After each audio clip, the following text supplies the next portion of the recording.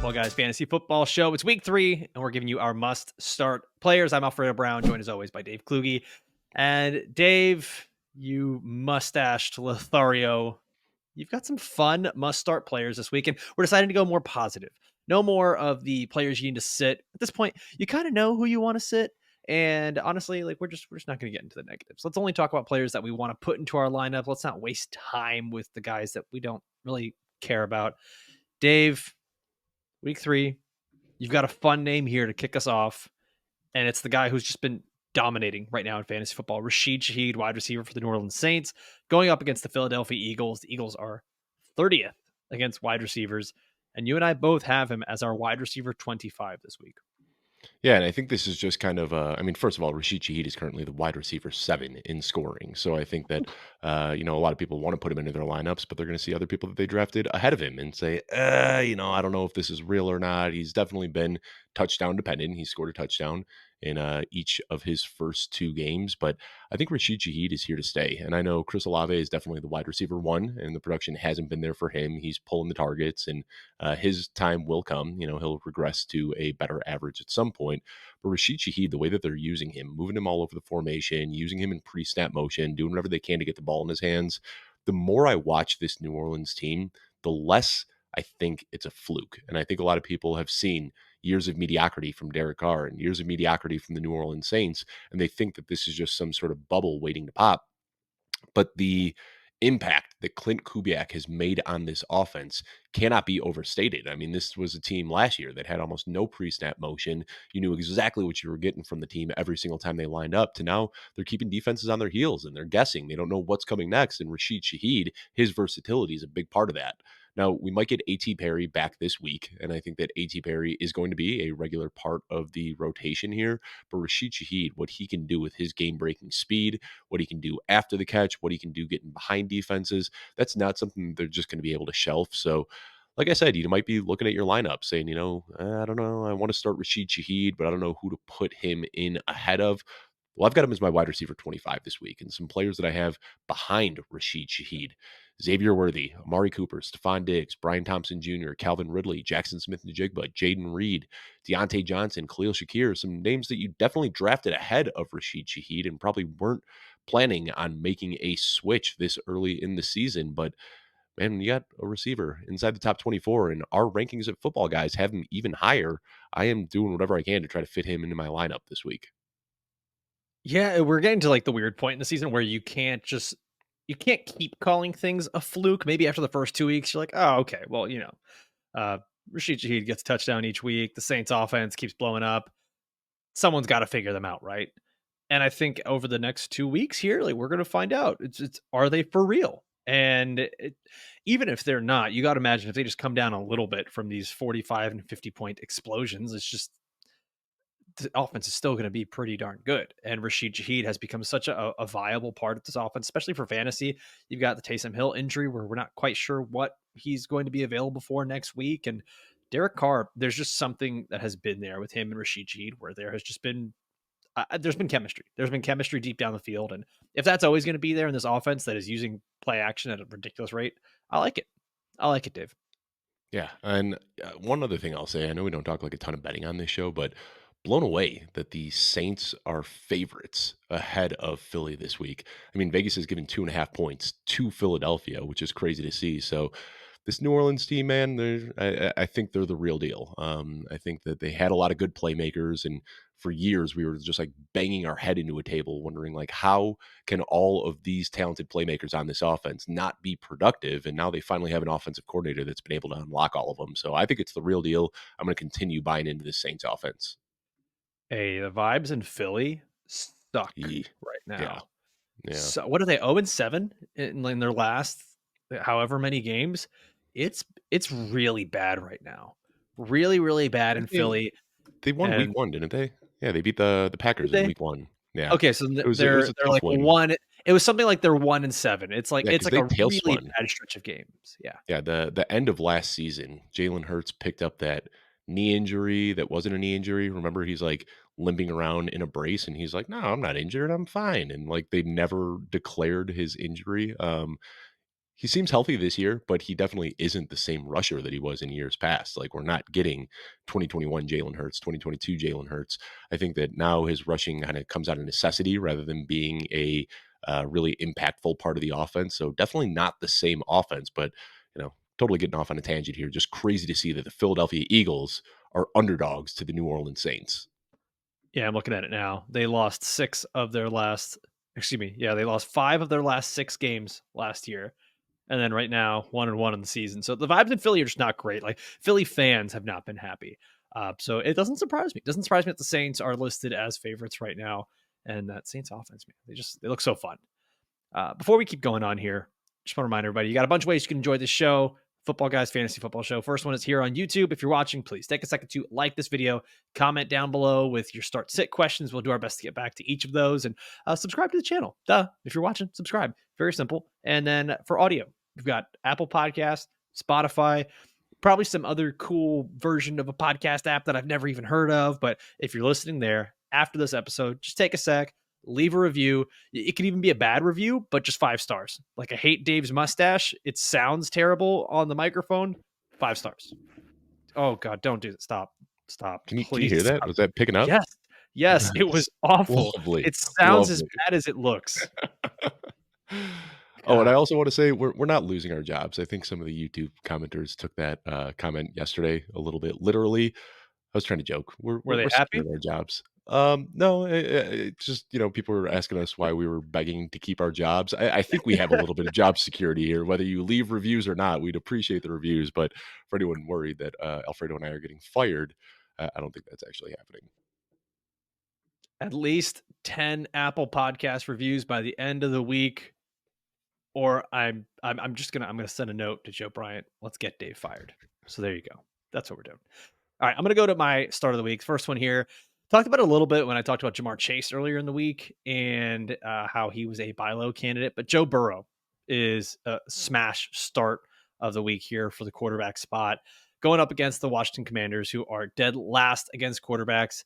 Dave, you've got him at quarterback 9 this week in your rankings. Not sure if that's been updated or changed, but I've got him at quarterback 5. I'm very high on Joe Burrow this week, and so much of it is just one, we already know who Joe Burrow has been throughout his career. We know that the Bengals are notoriously slow starters.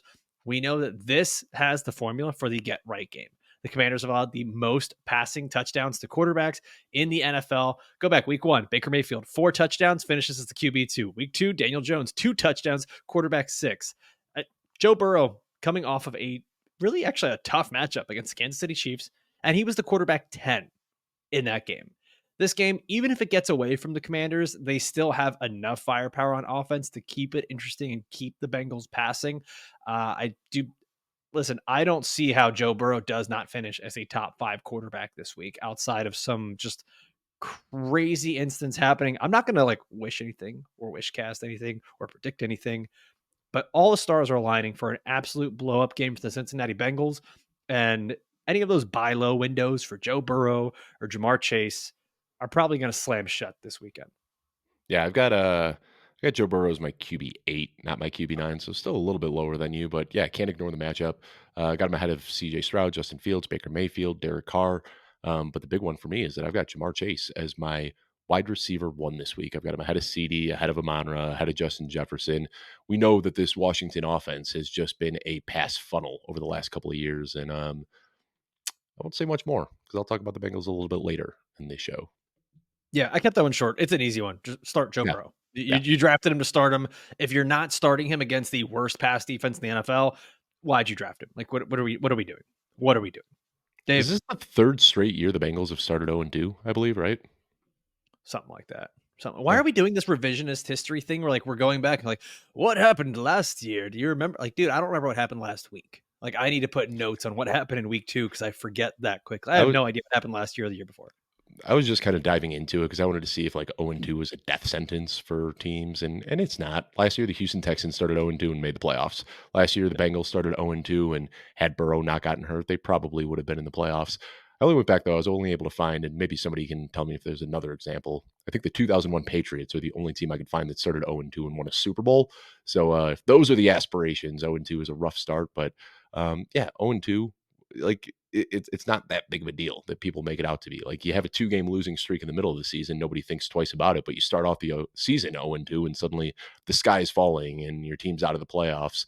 There's still a lot of football left to be played. Just needs to serve as a reminder that we're not even 12% of the way through the fantasy football season. There's still a lot of football left. Oh, yeah, dude, we have squirrel brains. Like we can't get we 1 week happens and we're losing it on players that have a bad game or a good game. We have zero patience. I I understand have fantasy people football is messaging me a saying like, "Hey, I got Cooper Cup and AJ Brown. Is my season over?" It's like, no. There's you waiver just wires. There's trades. Like, yeah, it sucks. Like, you're in a tough spot right now, but your season is not over. I drafted AJ Brown, Cooper Cup, and Joe Mixon in one of my leagues, and yeah, it's not fun, but we'll get through it. There's still a lot of football left. Winners never quit. Quitters never win. sure, good inspirational speech. I think your season's over by like week We 6. If you've if gone you're 0 0 and 6, 6, you're screwed. Yeah. you're toast. You're cooked.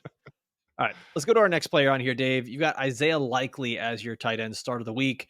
Tight end for Baltimore going up against the Dallas Cowboys, who are 17th against tight end, so middle of the road. You got him as your tight end 10. I've got him as tight end 11 this week. Now, speaking of 0-2 teams, the Baltimore Ravens are currently 0-2, and they just served a pretty tough loss last week to the Las Vegas Raiders that I think not a lot of people saw coming. But we saw them playing much better football in week one, and what they were doing in week one was running kind of this dink and dunk offense to counter the blitz heavy attack that the Kansas City Chiefs run. And now they're playing against the Dallas Cowboys this week. Dallas Cowboys have Micah Parsons. They blitz a lot. They're going to be getting in Lamar's face. So I think that we see them go back to the game plan that we saw in week one, where they're not trying to get the ball deep downfield. They're trying to get the ball in Isaiah Likely's hands. They're trying to get the ball in Justice Hill's hands. So a lot of people, we talked about Isaiah Likely as a guy to pick up off of waivers after his big week one, where he had 9 catches, 111 yards, and a touchdown, had another toe short of a touchdown that could have been.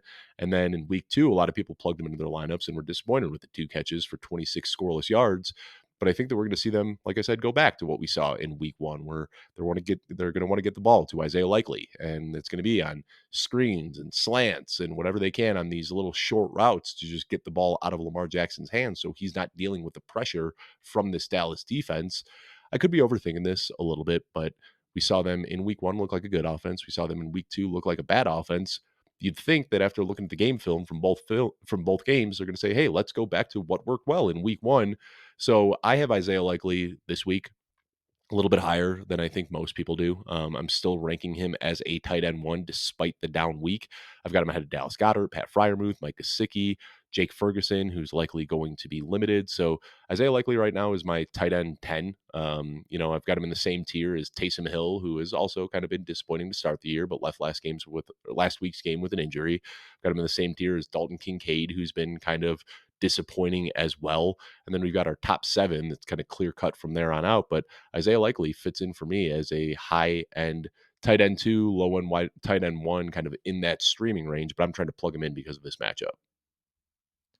Totally random. Total side note. But looking at the tight end rankings, I can't help but say this. Brock Bowers was the tight end steal of drafts. I know so many people were really excited about Isaiah Likely, and you just named him your start of the week, and I'm going out of left field here entirely. But my I God, mean, Brock Bowers. I didn't think we needed to talk about Brock Bowers. He's We he's my didn't. tight We end. didn't. He's my tight end 3 on the week, and that That's why I've got feels him. too low. I could easily move him up to tight end 2. So, yeah, Brock Bowers, we're not gonna talk about him on this show, on this Thursday show where we talk about our starts of the week, because Brock Bowers has already ascended into must-start territory. What a bunch of idiots we are. Yeah, tight end. It's real flat. Tight ends 1 through 8. That's where I want to be. Get a top 8 tight end. Here comes Brock Bowers. So Yeah. much fun. Still a lot of I season left too, and can you imagine if that Devontae Adams trade actually does happen, what that means for Brock Bowers? I mean, we're probably looking at him as the rest of season tight end 1. The way the Jets are looking right now, I wouldn't be surprised. Wouldn't be Yep. surprised if some move happens there. All right, let me go into my next player. This week at running back, I want to start Tony Pollard, running back for the Tennessee Titans, and we were kind of worried going into the year, Dave. Like, what's this split going to look like? It's been a Tony Pollard split, essentially. Like that's where it's been. It evened out just slightly, or at least that's what head coach Brian Callahan says he wants to do. but that's not what we've seen. Tony Pollard has been great to start the season here. Now they go up against the Green Bay Packers, 25th against running backs. And so, Dave, I've got him quite a bit higher than you and the consensus here at Football Guys. I've got him as my running back 12 this week. And this is something where Packers run defense has just been bad. They've been awful for years. This is not a new thing. This is like a structural thing. It's almost part of their DNA at this point that the run defense is just bad. Just like how the Miami Dolphins have had a bad offensive line for the last 20 years, Packers run D is just not good, and it hasn't been. They've allowed back-to-back 100-yard rushing games this season. Now, granted, those are really good running backs, Saquon Barkley, Jonathan Taylor. But this to me is, I think the cherry on top is the Packers defense not being good at stopping running backs. For me, the driving force is how bad this Titans offense has been with Will Levis at the helm. And I don't know if you saw the video last week of Brian Callahan just asking Will Levis, like, what the F are you doing? He straight up does not like Will Levis. Like, I think everybody who saw that play in real time asked the same thing. this is not going well. The team is 0-2. Will Levis is 26th in passing yards. He's already thrown 3 interceptions in 2 games, including the one with like the hilarious like down on his knees pose that it's like has been memed to death already on Twitter. It's just not a good passing offense where they can rely on him. So what are they going to do? You've got to turn to your running back. You've got a quarterback who's getting pressured at the 3rd highest rate in the NFL. He's getting the ball out to his first read on a league leading 77% of the time, or to be more exact, 76.7. That's ridiculous. Like, he's not even going through progressions. It's just, okay, who's the target? Let me get that ball to him. And right now, Tony Pollard is 4th amongst running backs in targets. So this is a guy who not only can get it done on the ground going up against the Packers, excuse me, but also he's got targets coming into him from a quarterback who simply just doesn't have time to do anything or even make reads. And this is one of these games. We got the news earlier today that Jordan Love might actually be able to play for the Packers. For me, I don't even think that moves anything. Whether Jordan Love plays or not, this offense for Tennessee is still going to have to rely heavily on Tony Pollard going forward. So for me, Tony Pollard is my running back start of the week. Yeah, I've got no pushback there. I mean, I've kind of been surprised at how heavily they're leaning on Tony Pollard. Not totally surprised. I mean, I had Pollard well ahead of Tajay Spears in my rankings, but everything we heard was that this was a 1A, 1B type of scenario. We talked about their overlapping skill sets and that there was going to be one drive for Pollard, one drive for Spears, and it has very much so been the Tony Pollard show. Now, I know Tajay Spears did pick up an injury in the 4th quarter last week, and that kept him out of the game, which gave a little bit more run for Tony Pollard. But even before that injury, Tony Pollard was still dominating in touches, and I think that now that we see Tony Pollard 2 years removed from this tightrope procedure that clearly zapped some of his explosiveness last year, he's back to the player he was 2, 3, 4 years ago, where he is just an efficiency monster. He's going to keep getting touches, and he's not quite a workhorse. I mean, Tajay Spears is going to be involved, but Tony Pollard is good enough that, give him 15 to 18 touches, and he can give you an RB 1 week. Next up on here, Dave, you have a running back start of the week here, and it's Jaylen Warren, running back for the Pittsburgh Steelers, going up against the surprisingly good Los Angeles Chargers, who are actually playing some good defense, playing some decent football, and they're 2-0 right now. Dave, wild. Steelers are also 2-0. One of these teams is getting their first win this season, or their first loss this season, and I don't think a lot of people expected the Chargers and the Steelers to be facing off against each other as 2 lossless teams. 2 lossless teams. You could just say undefeated. I feel like that's undefeated. Yeah, that's the word I was looking for. That's the quicker way to get there. But yeah, man, you've got Jaylen Warren as one of your running back starts of the week. We both have him in RB3 territory. So I guess this would put him sort of in that, like, if you need more of like a desperation RB2 because of injuries, or you need someone to plug into your flex spot, Jaylen Warren's that guy for you this week. Yeah, and that's it for me. I mean, this isn't, a guy that you need to fit in your lineups by any means. I'm going a little bit deeper here, but I think a lot of people who drafted Jaylen Warren have probably been disappointed so far. I mean, he's been pretty limited through his first 2 weeks. He had an injury in the preseason, and I think that they have been slowly ramping him up, and I expect to see that role grow. And what we know about Jaylen Warren from last year is that he is one of the most productive and efficient running backs in the NFL. Now, I look at this game, and it's going to be a weird game, the Steelers and the Chargers. The over-under is at about 36.5, opened up at 33.5, and has been slowly climbing up. So, I mean, it's going to be a low-scoring game. Yeah. Opened up I at thought 30. it'd be going the other way. No. Yeah. Well, I mean, it opened because you've got 2 really good defenses, And then you've got two offenses that really are not passing the ball a whole bunch. Like this is just going to But I mean, be 36.5 is, like, laughably low. Like, I think it opened like I said, it opened at 33.5 and has trended up a little bit. I'm not sure what's causing it to move up, but still, even after gaining 3 points, it is still by far the lowest point total on the week. But, like, I talked about Jaylen Warren a lot this offseason and just what he does on an efficiency basis. Led the league in juke rate, top 3 in breakaway run rate, top 3 in yards created per touch. I mean, I can go on and on and on, but I mean, this guy was just an efficiency monster last year. And now Najee Harris has been kind of the RB1 in this offense through the first couple of weeks, but I think now we see Jaylen Warren get a little bit more involved. This is going to be a game where I think both teams are just going to lean on the run. That's what we've seen so far. We're going to see a lot of J.K. Dobbins and a lot of Gus Edwards. We're going to see a lot of Najee Harris and a lot of Jaylen Warren. I also think we're going to see a lot of Justin Fields, who has been pretty inefficient as a rusher so far. The opportunities have been there, just hasn't translated to production thus far. But I think this is going to be a game where each team is going to be running for 150 plus yards.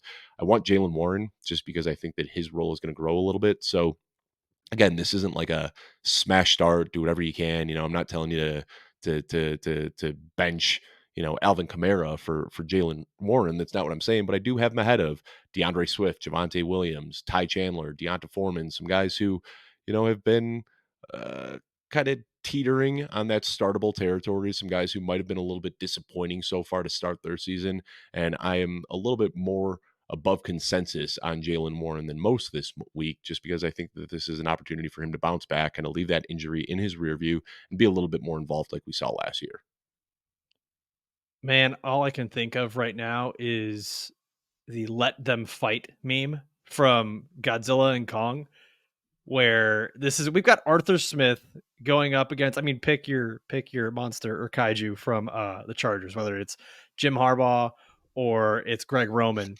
But we've got two of the most run-centric offenses, two guys that have either you've loved or hated for fantasy football, and now we just get to watch them fight against each other. I cannot think of a game that I'd want to watch less than this one, but oh my god, I'm going to watch every single minute of it now, just because like I genuinely want to see how many times they're going to run the ball. See, It's I just going to love be this type of nonstop. football. I think it's going to be fun, especially with like the things that the Chargers offensive line has been doing. I mean, J.K. Dobbins has had multiple plays where he's just been untouched until he gets 15, 20 yards downfield. Joe Alt has just completely changed the entire identity of this Chargers offense. I mean, it's going to be gross football, but sometimes gross football is fun to watch. Put that on a t-shirt. Gross football is fun to watch. We'll sell it in the store. What See, is it? I'm that guy, Shop.footballguys.com? Yeah, yeah, it's easy Go enough. there. I'll tell Joe to make one of those up. We can get one up in the shop, but it's one of those things like, I do like this type of football. Just the smash mouth, run first, winning these games in the trenches. Every single year come like November, December, we get the snow game and everybody on social media starts freaking out and they're like, "Oh, this isn't how football should be played. We should be playing in a dome." Maybe it's just because I'm from Chicago and I've spent many games sitting in the stands in a snowsuit in like -10-degree weather, but those are some of my favorite football games to watch when it's wet and muddy and rainy and snowy and two good defenses and run games going at each other. It might not be fun for fantasy, but it's fun to watch, No, it's not. Moving on. says the Miami kid. Moving on. It's not fun to watch. It's not fun. It was fun to watch like 40 years ago. I don't Oh, know. oh, you weren't If even I, if born I, 40 years ago. that's what I'm saying. It's never been fun to watch. If I wanted to watch a team run the ball 40 times or 50, 60, whatever, how many times they're going to run, I just go watch the local JV football game where they have a quarterback who goes under center who throws one pass per game. Yeah. That's what I would do. I mean, we might see that from Justin Fields this week. Wouldn't be surprised if he's at I like was 8 to 12 pass attempts in this game. I was completely shocked to see that Justin Herbert is actually behind Will Levis in terms of passing yards. It's Yep. my mind-boggling. I know that's incorrect. I said it like that on purpose, commenters. Okay. All right, let's go to the next guy here. My wide receiver start of the week. I'm going with Jaxon Smith-Njigba, wide receiver for the Seattle Seahawks, going up against the Miami Dolphins, who right now the rank versus wide receiver is surprising. They're sixth versus the wide receiver position, but that's because last week no other wide receivers in the Bills caught a pass except for Curtis Samuel and Khalil Shakir because No one else simply had to do anything. James Cook ended up with multiple touchdowns. The defense was scoring touchdowns. This was a game that was put away really quick. So this is something where if you're looking in your app and you're seeing that, oh, this is a tough matchup for JSN and the Seahawks wide receivers, it's a matchup that's very skewed by one game. The Dolphins secondary is not good. JSN last week had himself a nice breakout game where he was the wide receiver 8 in PPR. He had career highs in targets, receptions, yards. This week, I talked about how bad that secondary is for Miami. He goes up against Kader Kohu, who is actually one of the worst rated corners in the league by Pro Football Focus. He'll be playing in that nickel spot where he just gets cooked week after week. Geno Smith has been pretty good this season. The Seahawks offense, we've seen kind of two different versions of them. But the one thing that's been consistent is that the offensive line has not been great. So Geno's had to get rid of the ball fast, and he had to get rid of the ball fast and short, which has actually worked out in JSN's favor. And Dave, I've got a next gen stat for you here that I I'm think going to they call read. that the Jaylen Warren, the fast and short. Hey, you So wouldn't say go that ahead, to his read face, read would the you? stat. Would you? Read Yeah. Why you gonna ruin my? All right, Let's hear the next gen stat. cut it, Let's hear it. cut it, and we'll start this again. Here we go. So I've got a next gen stat for you about Jaxon Smith-Njigba. Sorry, now you just messed me up. But defenders have averaged 2.19 seconds to get to pressure Geno Smith in 2024. That is the quickest average time to pressure among all qualified quarterbacks. And the Dolphins average a time to pressure of 2.41 seconds in the NFL, which is the quickest time amongst defenses. So you've basically got what's the thing? If you got a very movable object and an unstoppable force, like the Dolphins are good at pressuring. The Seahawks cannot stop the pressure. Geno's gonna have to get rid of the ball fast. And who is he gonna get that ball to? Likely going to be the guy in the slot who's been having one of the closest average target depths on the season. So I do expect Mike McDaniel to keep this game relatively close and to keep the Dolphins in it. If there's an offense that I think can survive without their starting quarterback, it can be Miami. For people thinking, oh, this might be just a bad game script, last week was probably supposed to be a bad game script going up against the New England Patriots, where it should have been a bit more run heavy. And the Seahawks haven't really been able to establish that run with Zach Charbonnet. So I think we're going to continue to see JSN getting his targets, getting his touches. Head coach Mike McDonald was really, really happy with him. So I'm going with JSN as my wide receiver start of the week here, Dave. Yeah, as a Bears fan, seeing what JSN looks like without Shane Waldron, and then seeing what Romadunze looks like with Shane Waldron, I'm starting to understand some of the shade that JSN threw Shane Waldron's way this offseason. Do you remember that, Alfredo? They Yep. asked, yeah, they asked him how fans should feel about Shane Waldron, and he didn't have the nicest words to say. And I kind of understand it now because JSN, we know he's a talented player and didn't get it done last year, and all of a sudden, free from the shackles of Shane Waldron, he looks like the prospect that we thought he was going to be. And he's running routes a little bit further downfield this year. His ADOT has jumped up to 9.9. Last year, I believe it was around 6 something. And that's been skewed by a handful of deep targets. But that's what's nice is they aren't using him exclusively on short routes. They're kind of using him on these short routes to open up the big plays as well. So rather than just running the short routes, he's mixing in some long routes in there as well, and just seeing some fun, versatile usage from a guy that we knew had that skill set. It's good to see him finally unlock this year. I'm with you on starting JSN this week. Let's go down to some of our probably not as commonly started players. We're reaching a little bit more on these, but I think we're both pretty confident with these guys. We'll call them our streamers here for the week. Dave, you're going with Andrei Iosivas, the wide receiver for the Cincinnati Bengals, going up against the Commanders. I already talked about how bad the Commanders secondary is and why I'm starting Joe Burrow. Dave, you've got Andrei Iosivas as your wide receiver 45. I've got him as the wide receiver 48. This is once again a streamer for a guy you can maybe plug in as your wide receiver 3 or a second flex and have some confidence doing so. Yeah, and I think it's kind of tough at this point in the year to look at, points allowed to positions and say, these are the teams that we want to target. But I think when you can do it is when we saw trends last year that are carrying over into this year. And last year, the Washington secondary was the worst in the league at stopping opposing wide receivers, giving up more points than any other team at the wide receiver position. To start this year, they're picking up right where they left off. They've actually been worse this year, allowing more points to fantasy wide receivers. We talked about it last year where we were targeting this Washington defense for teams to kind of get right. that were having bumps in their passing attack. And we all remember the DJ Moore 200 touchdown or 200-yard, 3 touchdown game on Thursday night. And then all of a sudden the Bears defense or Bears passing offense looked pretty good after that. I think this is going to be that get right game for the Cincinnati Bengals. So that's why, despite 2 weeks of pretty lackluster production, I still have Joe Burrow inside my top 10 this week.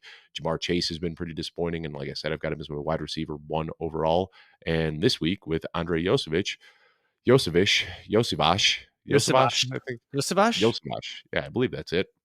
Yosavash. Um, I'm going back to the well this week, and I know he's seen 5.5 targets per game, which isn't spectacular, but seeing that trust near the red zone is exciting for me. Like Joe Burrow clearly trusts this guy. He's not just the guy we thought he would be, who would be somebody just streaming downfield on go balls with the occasional blow up week.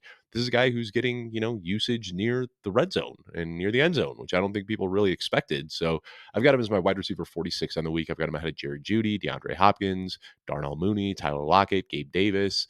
Again, not a guy that I'm like saying you need to force into your lineups by any means, but Christian Watson is another guy. If we're getting another Malik Willis start, I'll put Iosivas in over him. Definitely not somebody that I'm forcing into my lineups, but if you find yourself in a pinch, if you lost Cooper Kupp or AJ Brown or one of these other high profile receivers and need to fit in wide receiver 3 or a flex in your lineup, I like the upside for Iosivas this weekend. Oh man, you had to say something about Christian Watson. That Packers offense, it's not pretty without Jordan Love there. I'm hoping he They'll can be come fine through. once Love comes back, and it looks like Love might be back this week. I'd still be a little bit concerned about him rushing back from that injury, but sounds like he should be back at least for week 4, kind of at the worst case scenario.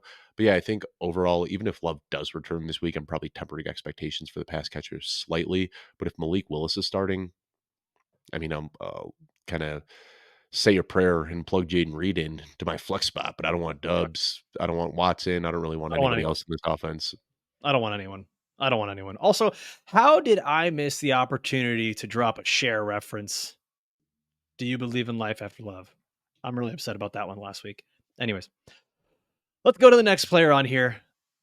As a streamer for this week, I'm putting my faith back in Zamir White, running back for the Las Vegas Raiders. And listen, this is so much of it is you drafted him to be a starting running back for your fantasy team.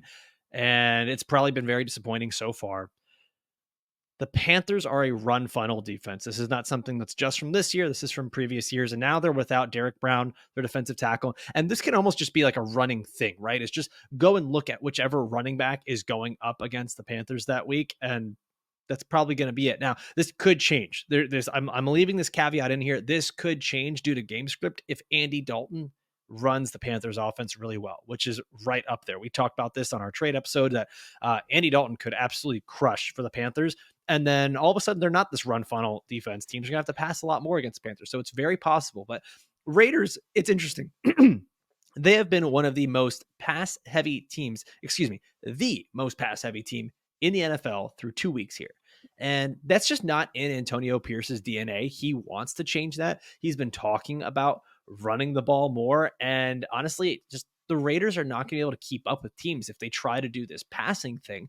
They're trying to slow the game down a bit more and let their talented defensive line actually win games for them. And this is a direct quote. If you're not following Coach Speak Index on Twitter, you should be, because they take a lot of these great quotes from head coaches, coordinators, anyone on staff, and they actually track it, and they track the reliability rating for these coaches. And Antonio Pierce, who has a 90% reliability rating on usage or workload, said this about Zamir White. I'm going to keep pumping him up. Our goal is to get him 20 plus touches. That was the goal this week. It didn't happen. That's going to be the goal this week and every week while he's the starting running back and I'm here. So I'm not saying, hey, guys, this is a smash start. You've got to throw in Zamir White because he's getting 20 plus touches because an account on Twitter said that Antonio Pierce is reliable.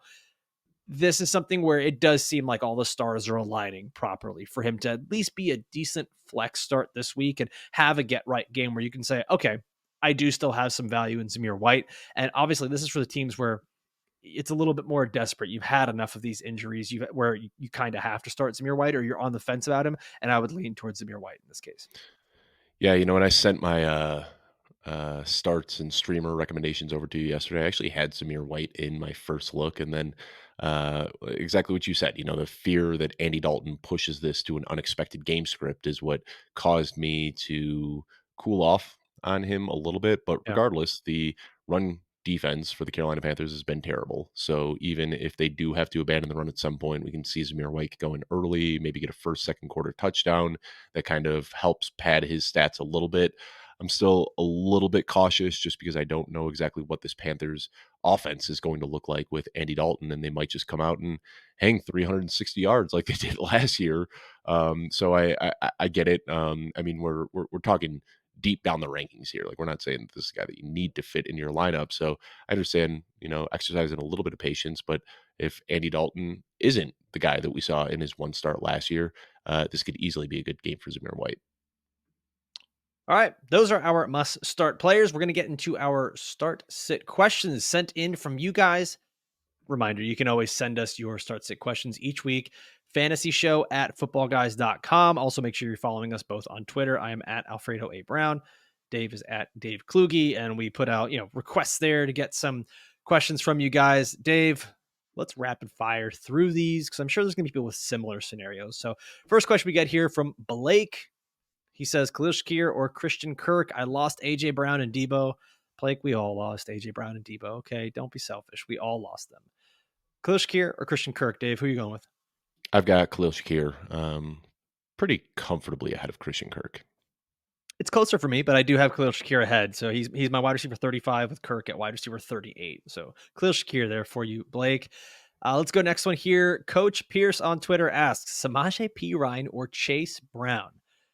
Not even a flex. This is my running back too. Oh, That happens to the best of us. the years have not been kind to you, Coach Pierce. And by years, I just mean these 2 weeks because this sucks. So For Samaje Perine me, or Chase this Brown? this does come down to whether it's PPR or not. In PPR, I prefer Samaje Perine, and half PPR, prefer Samaje Perine. But if it is a standard league, I would lean towards Chase Brown. I mean, these guys, we're talking 1 to 2 spots in each of my rankings. They're very, very close, but probably going with Perine in most scenarios. I'm going P right here, going up against Atlanta. We kind of saw that Atlanta's able to keep the pace of play going, especially last week against Philly. Could see a very similar thing here against Kansas City, and I do think we're going to see a lot more of P Ryan being out there catching the ball. Even if Carson Steele gets himself, he falls into the end zone, Samaje Perine still feels like a good start. I don't know. I'm expecting Chase Brown to be a guy later, but I don't Yeah. know that we can expect that in your starting lineup this week. Let's go to our next one on here from Alex.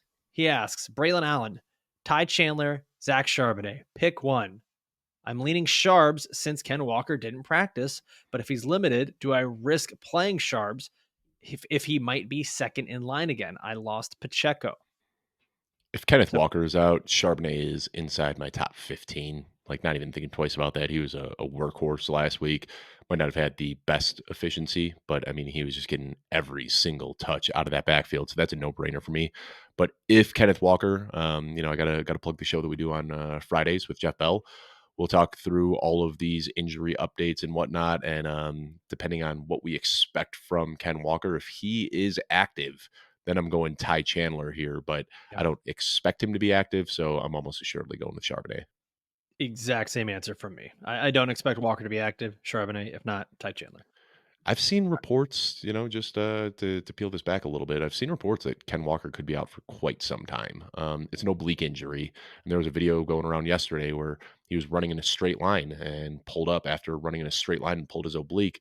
Now, an oblique injury is typically something that gets injured when you're twisting sideways and you're kind of doing these motions here, and he wasn't even doing that. So the fact that just running in a straight line is causing him discomfort, that means that he's probably pretty far away from returning to the NFL field. And we got to remember this is also the same injury that caused him to miss some time last year. So um, might just be looking at 1 more week of Charbonnet, but could be looking at like 4 to 5 more weeks of Zach Charbonnet if they decide that Ken Walker needs a little bit more time than expected to heal up. I mean, it's not unseen where we have a player get injured and they're not placed on IR, but then they're placed on IR after a couple of weeks. Anything could happen here. I mean, the hope would be that we get Ken Walker back in, I'd say probably week 4, but hey, My what guess like is like that's you what's going said, to happen with Cooper Cup. since you're talking about that, like the Mhm. injury, miss a couple games, then go on IR. Man, Well, my Cooper Kupp, senses they are talked about it this morning, and they're saying that it's not quite as bad and that he was put in a cast to alleviate swelling. So what? What? putting a 31-year-old Why old wide why receiver say in a cast anything? for 2 weeks. I'm just saying, Why say anything then? Like, why give us this hope that it's getting better? Like, just say, like, "No, it because doesn't I look think as it good." keeps Like, it's defenses honest that like, "Ooh, maybe we no, need he's not to playing this game week. Why would plan they for Cup over that." I don't know, I don't know, that's man. I don't know. I'm selling Cooper That's Cup where silly. I can. I tried. I sent out an offer this morning, Cooper Cup for Brock Bowers. That got rejected. Sent out another one. What was it? Cooper Cup for I can't even remember, but trying to sell my Cooper Cup shares and nobody's buying. So hopefully he can get back on the field soon, but I am starting to panic a little bit. Wow. Alright, let's go to our next one on here. Adam on Twitter asks, "Pick 2 of these players, Deontay Johnson, Brian Thomas Jr., Kyle Pitts." Also, just a caveat for everyone, like, please let us know the format. Let like, half PPR, Pumped. full PPR, standard, like, what's is this a flex spot? What are we doing here? So, I'm assuming this is his 2 flex spots, and let's just assume it's half PPR. Dave, where are you going here? Deontay and Brian Thomas Jr. pretty easily. I'm not putting Kyle Pitts in a flex spot unless I have to. Yeah, I'm gonna go same there with you. It's hard to say that we trust Deontay Johnson, but I almost thought I about Deontay Johnson as my start of the week. I mean, I thought about it too. I thought about it yeah, too. yeah. I'm actually this is weird that like we're just when we think we're out, they pull us back in. Stupid Panthers and Andy Dalton. I actually hope it's amazing. I can't wait.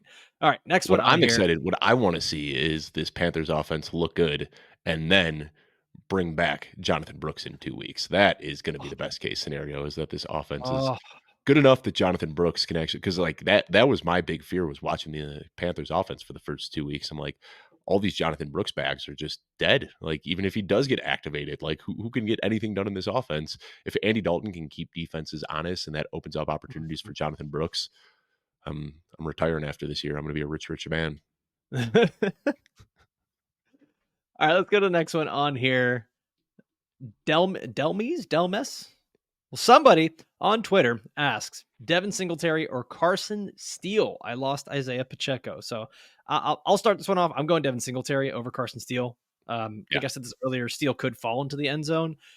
He is like I'm not. This is not me hating on Carson Steele. He's a talented player, but Devin Singletary is getting the touches. He's actually looked pretty good. I think was he. Does He's he got a have the brutal matchup most against Cleveland, but I'm still he going with him. does. He does. I think he has like the most forced missed tackles in the NFL right now amongst running backs. So the best missed tackle rate, one of those. It was one of those like fun PFF graphics for the Devin Singletary is number one. So yeah, I'm still gonna go with the guy that's getting a little bit more work, and Giants seemed to get it a little bit together last week. Yeah. Next one on here. I talk about it all the time, like this spectrum that I have in my head of like DeAndre Swift on one side and Devin Singletary on the other.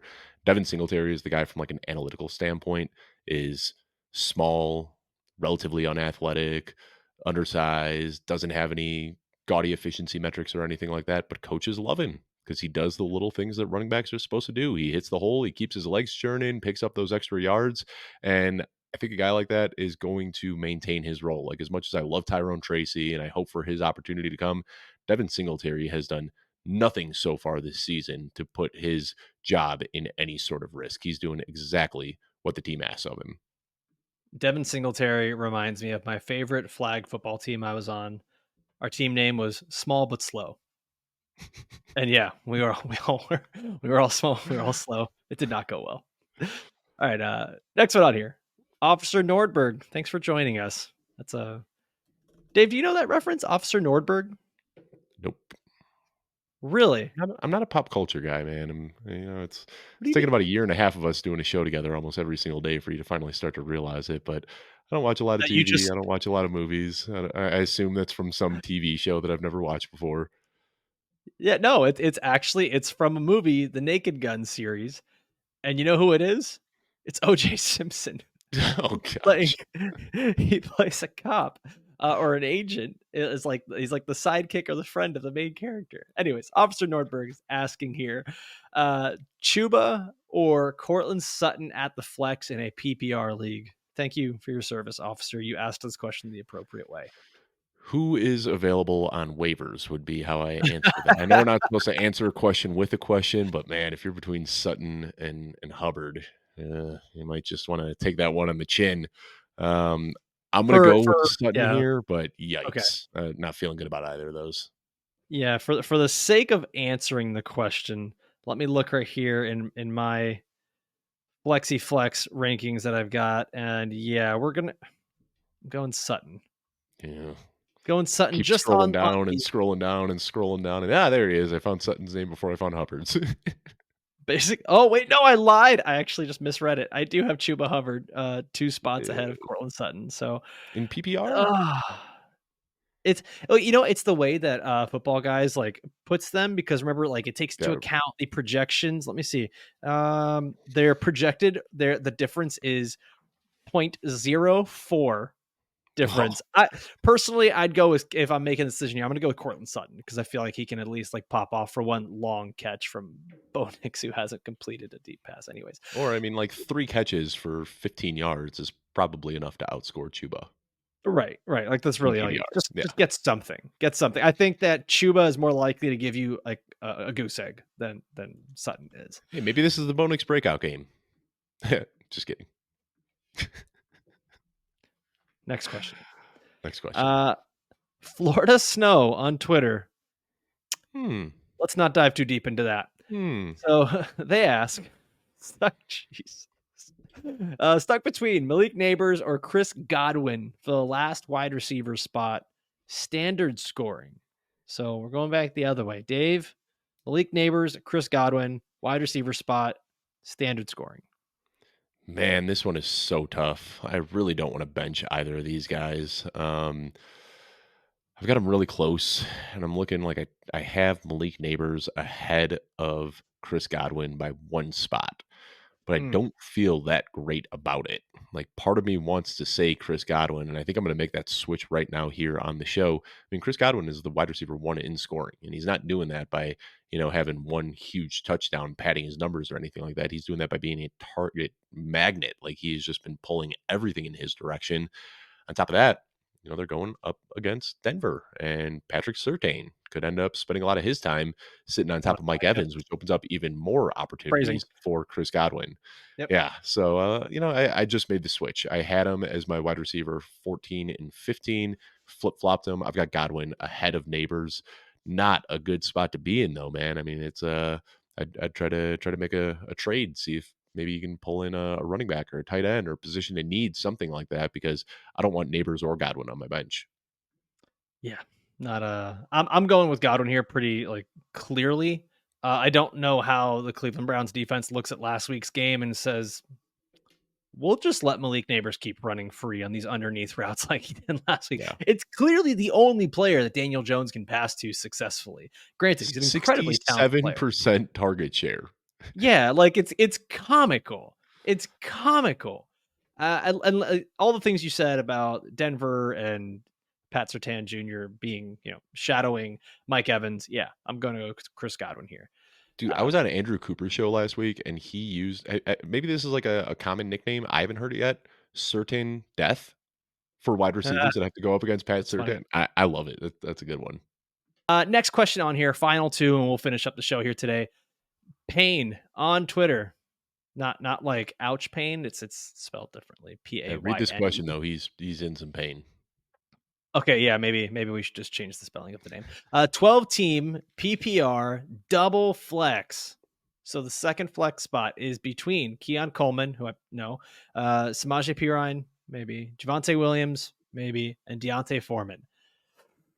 I if it's PPR, I think I'm leaning Javonte Williams here, just because that game script could lend to the Broncos having to pass a ton with Tampa Bay's defense. I don't know that there's going to be a whole lot of anything else happening except for just the continued dump offs with Bo Nix. So I'm going to go Javonte Williams on this one. Yeah, I have these guys are all so close. They're between running back 32 and running back 37 for me. So like really splitting hairs. I've got Javonte Williams ahead, but I mean they're so close for me. At what time does Bo Nix get benched? Like, does that not happen at all because Sean Payton is just Sean Payton? Yeah, I don't think they're gonna bench him. I He's mean, starting all 17 games. I think so. Yeah. I mean, I am starting so much to think that like all rookies should just be benched their first year. Like even Caleb Williams, like I would have been, I said it time and time again, I would have been okay rolling out Tyson Bagent this year. Like we have so much data that tells us that quarterbacks who sit their first year end up having better, more productive, longer careers. Yet still, year after year, we throw out these guys that clearly aren't ready. Like Bo Nix is not ready for the NFL. No. Caleb Williams, as high as his ceiling is, probably not ready for the NFL. And you really run the risk of throwing these guys out early here, just destroying their confidence in the development. We saw it with Justin Fields, just saw it with Bryce Young. Like we've seen this with a lot of quarterbacks. And then we see Jordan Loves and the Patrick Mahomeses and the Tom Brady's and these guys, the Aaron Rodgers, who just sit for their first year. Like you can still develop when you're not on the field, just sitting on that sideline, watching the NFL speed, breaking down the tape after games. I'm starting to become a huge proponent for benching your rookie quarterbacks because right now, like Bo Nix isn't ready. And my fear is that every single time he goes out there, he is just taking a step backward in his development. But I think that they're just hell bent on putting him out there for the rest of the season. I'm looking right now, and the schedule just doesn't get easier for the Broncos. They've got the Bucks, Jets, Raiders, Chargers, who have been both Raiders and Chargers, who I think are maybe winnable, but Chargers have been surprisingly good, and I think the Raiders are a bit better than the Broncos. And they've got the Saints. Maybe the first win comes in what is that week 1, 2, 3, 4, 5, 6, 7, 8? Maybe week 8 against the Panthers, and not if Andy Dalton is playing well. Like there's a good shot going through the schedule here that the Broncos could challenge the Lions for that defeated season. This looks really bad. I'm wondering if we get to a point in the season where all of a sudden we're seeing Jarrett Stidham or Zach Wilson, Possibly, but you got to because remember is Sean Payton, Sean man. Payton's job like Yeah, would his job not be in jeopardy if they're 0-6, 0-7? maybe. I mean, they You've gave up a got to, lot to because get Payton. Like, you don't trade draft picks and then so give a guy a huge contract just to fire him after 2 years. I mean, it so could be, much but of his like thumbprint is on this team. Like these are his draft picks, these are his signings, and the little Jordan team's Humphrey, Adam Troutman, he brought in all the old guys. Yeah. horrendous. It's horrendous. All right, last question here, and we'll get out of here. Christy on Twitter is asking, which one sits out of my lineup? Malik Neighbors, Brian Thomas Jr., Tank Dell, or Xavier Worthy? Dave, I got to look at my rankings really quickly. I thought that first I of had all, this first of one. all, don't do the weird like thing you did where you suck your teeth into the mic. That was not pleasant for anybody. Brian Thomas Jr., Tank Dell. I'm benching Brian Thomas Jr. here, but I don't want to. I don't want to bench Brian Okay. Thomas Jr., but when you got options like that, I think that it's okay. Let me see. I think I'm gonna be benching Worthy on this one. I think I might stick with BTJ here. I've got Brian Thomas Jr. 4 spots ahead of Worthy. I've got Tank Dell 3 spots ahead of Worthy. So if I'm going just strictly off my rankings, I'm going to bench Xavier Worthy here on this one. Yeah, I don't know, man. I'm eating the cheese on Worthy for some reason. I've got him as my wide receiver 26 on the week, going up against Atlanta. I mean, the usage hasn't been great, but I think that Mhm. I'm starting to worry about Travis Kelce a little bit. I think that Travis Kelce is, I don't want to say washed. I think that, maybe they're just managing his touches until they get to a place where they need him more. Like, it wouldn't surprise me if Travis Kelce averages 35 to 50 yards per game during the regular season and then 100 yards per game during the playoffs. I think that they are just kind of keeping him on ice until it's ready to let him thaw out when the games really start to matter.